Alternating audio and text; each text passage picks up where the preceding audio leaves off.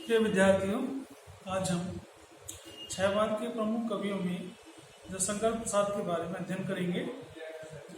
जयशंकर प्रसाद छायावाद के प्रवर्तक माने जाते हैं और सबसे महत्वपूर्ण, सबसे प्रमुख कवि जयशंकर प्रसाद हैं छायावाद के। तो छायावाद, जो कि दो विश्व युद्धों के बीच का समय था, ऐसे समय में जयशंकर प्रसाद का प्रादुर्भाव हुआ और जयशंकर प्रसाद ने जो अपनी काव्य रचनाएं रची, उन काव्य रचनाओं में छायावादी तत्वों को समाहित किया। जयशंकर प्रसाद का जन्म जनवरी 1890 काशी में हुआ था, उत्तर प्रदेश में हुआ था, तथा इनकी मृत्यु 1937 में वाराणसी के अंदर हुई थी। कुल 47 वर्षों का जीवन इन्होंने जिया था और 47 वर्षों की उम्र में ही इन्होंने हिंदी जगत में एक अपना अलग स्थान स्थापित किया। जयशंकर प्रसाद के पिता का नाम देवी प्रसाद साहू तथा माता का नाम मुन्नी देवी साहू था। इनके जो भाई थे, उस भाई का नाम था शंभुनाथ। जब हम जयशंकर प्रसाद के बारे में अध्ययन करते हैं तो ये पाते हैं कि जयशंकर प्रसाद ने कक्षा 8 तक ही नियमित रूप से अध्ययन किया था। पारिवारिक विषम परिस्थितियों के कारण ये आगे की अध्ययन सुचारू रूप से नहीं कर सके, मगर इन्होंने स्वाध्याय के द्वारा 5 भाषाओं का ज्ञान प्राप्त किया, जिनमें हिंदी, अंग्रेजी, संस्कृत, उर्दू और फारसी आती है। इनका जो परिवार था वो सुघनी साहू परिवार था, क्योंकि इनके जो पिताजी थे, इनके जो दादाजी थे, वो तंबाकू बेचने का काम करते थे। तो जयशंकर प्रसाद को पैतृक रूप में तंबाकू बेचने का व्यवसाय प्राप्त हुआ था और तंबाकू बेचने के कारण ही इनके परिवार को सुघनी साहू परिवार कहा गया। जयशंकर प्रसाद पर अपनी माता का प्रभाव सबसे ज्यादा पड़ा और जिसके कारण ये शिव भक्त थे और शिव भक्त होने के कारण ही इनका नाम जयशंकर भी रखा गया। जयशंकर प्रसाद ने कुल जो रचनाएं रची, उनको हम 4 भागों में डिवाइड कर सकते हैं। जयशंकर प्रसाद एक श्रेष्ठ कवि थे, जयशंकर प्रसाद एक श्रेष्ठ कहानीकार थे, जयशंकर प्रसाद एक श्रेष्ठ नाटककार थे, जयशंकर प्रसाद एक श्रेष्ठ उपन्यासकार थे। मोटे रूप में हिंदी नाटकों के भीष्म पिता या हिंदी नाटकों की कसौटी जयशंकर प्रसाद के नाटकों को हम मान सकते हैं। जयशंकर प्रसाद ने कुल 9 काव्य ग्रंथों की रचनाएं की, जिनमें चित्रधारा, प्रेम पथिक, करुणालय, कानन कुसुम, झरना, आंसू, लहर और कामायनी महत्वपूर्ण है।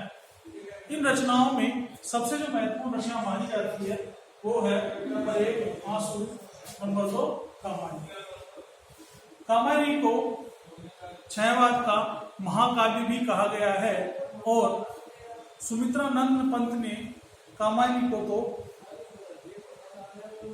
हिंदी का ताजमहल ये संज्ञा भी दी है कि हिंदी का ताजमहल किसे कहते हैं, तो हिंदी का ताजमहल सुमित्रानंद पंत के अनुसार कामायनी महाकाव्य को कहा गया। कामायनी में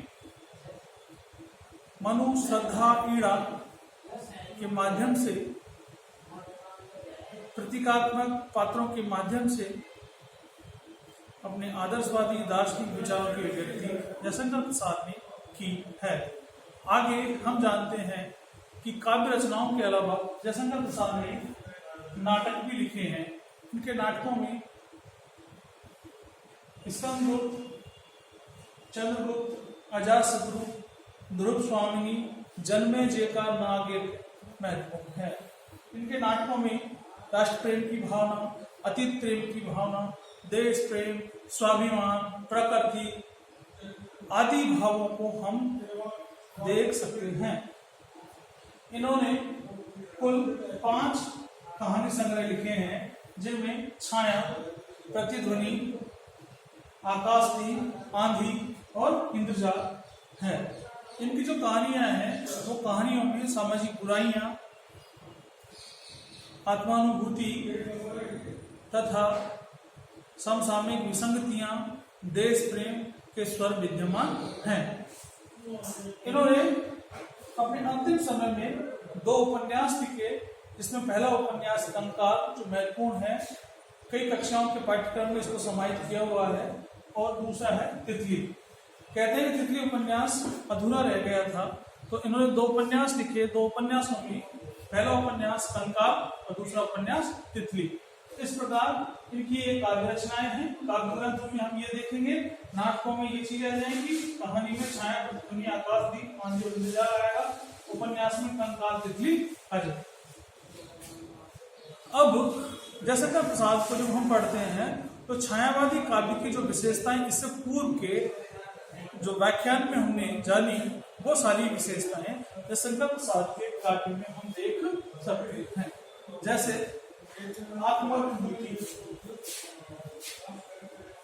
आत्मानुभूति इनके काव्य में आपको दिखाई देगी।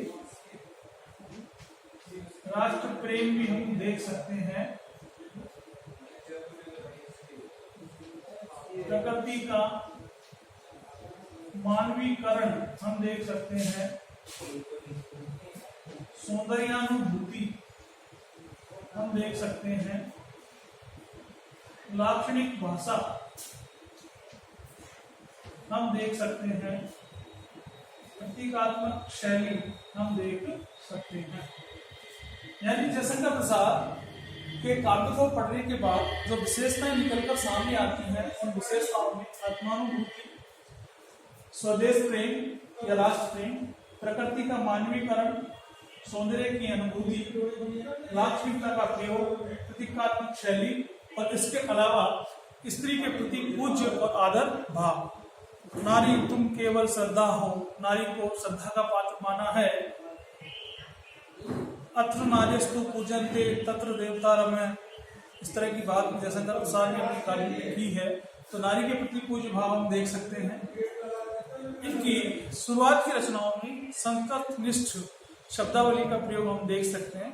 बाद में धीरे धीरे जाकर इन्होंने शुद्ध खड़ी बोली का प्रयोग किया, और 1925 में, कब, सन 1925 में आंसू नामक एक रचना रची, जो हिंदी का खंड काव्य या शुद्ध खड़ी बोली की पहली रचना, जिसको हम अच्छी वाली पहली रचना मानते हैं, जयशंकर प्रसाद आंसू, जिसमें आत्मानुभूति, व्यक्तिगता, खुद के सुख दुखों की अनुभूति का जो वर्णन है वो इसमें हम देख सकते हैं।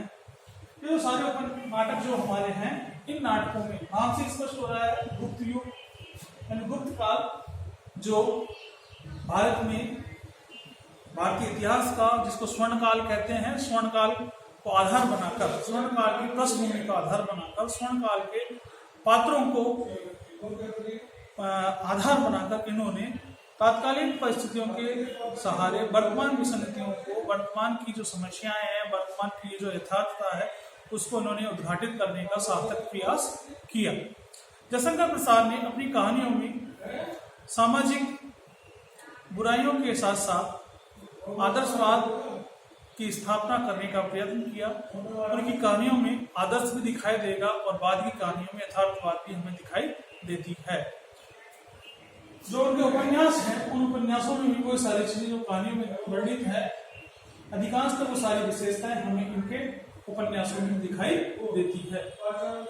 मोटे रूप में जयशंकर प्रसाद के बारे में जब हम विशेष चीज जानने की कोशिश करेंगे तो विशेष कुछ नहीं है। ये जो 4 पॉइंट है जो मैंने लिखा है बोर्ड पे, विशेष 4 पॉइंटों का आधार पर हम जयशंकर प्रसाद के पूरे काव्य का अनुशीलन कर सकते हैं। जैसे नंबर 1, हिंदी का ताजमहल। जयशंकर प्रसाद ने बहुत अच्छी कविताएं लिखी है, और उन कविताओं में कामायनी जो 1936 में लिखी गई रचना है, इसको हिंदी छायावाद का महाकाव्य कहते हैं। इसे पंत ने हिंदी का ताजमहल कहा। ताजमहल एक अजूबा, अच्छी चीज, बहुत प्रसिद्ध चीज, महत्वपूर्ण, सबसे हटकर, वैसे ही कामायनी छायावाद की सबसे महत्वपूर्ण, अलग और विशेष रचना है। इन्होंने जो नाटक लिखे जयशंकर प्रसाद ने, इन नाटकों के आधार पर ये कहते हैं कि हिंदी के नाटकों का जो शेक्सपियर था जयशंकर प्रसाद था। जिस प्रकार अंग्रेजी के नाटक महत्वपूर्ण नाटक शेक्सपियर ने लिखे, वैसे ही हिंदी में अच्छे नाटक जयशंकर प्रसाद ने लिखे। हिंदी कहानियों को नया अंदाज देने का काम भी किसने किया? जयशंकर प्रसाद ने किया। इनकी जो कहानी है उन कहानियों में एक नया अंदाज आपको देखने को मिलेगा, चाहे विषय वस्तु की दृष्टि से, चाहे काव्य भाषा भाषा की दृष्टि से, चाहे शैली की दृष्टि से, चाहे पात्रों की दृष्टि से, चाहे संवादों की दृष्टि से, चाहे कथा तत्व की दृष्टि से। फिर आता है सामाजिक बुराइयों पर चोट। जो इनके उपन्यास हैं, 2 उपन्यास थे, और इन दोनों ही उपन्यासों में सामाजिक बुराइयां जो थी उन पर इन्होंने करारी चोट करने का प्रयास किया है। तो इस प्रकार हम जयशंकर प्रसाद के बारे में जानते हैं। जयशंकर प्रसाद छायावाद के प्रवर्तक थे, जिनका जन्म 1890, मृत्यु नवंबर 1937 में हुई थी। और जयशंकर प्रसाद मात्र 47 वर्ष में, देख लो आप, 47 वर्ष में इन्होंने इतने सारे कविताएं, कहानियां, नाटक, उपन्यास, यहाँ तक कि आलोचना, काव्य कला जैसे निबंध भी इन्होंने लिखे हैं। तो इस प्रकार जयशंकर प्रसाद के बारे में ये जानकारी यहाँ देखने को मिलती है। बोर्ड पर लिखी हुई जानकारियों को आप लिपिबद्ध कर सकते हैं, और लिपिबद्ध करने के बाद में इनको आप पढ़ सकते हैं, और पढ़कर एक अच्छा सटीक आंसर आप इसका लिख सकते हैं। जयशंकर प्रसाद पर आने वाली जो टिप्पणी होगी वो टिप्पणी आप इस तरह लिख सकते हैं। धन्यवाद। और अब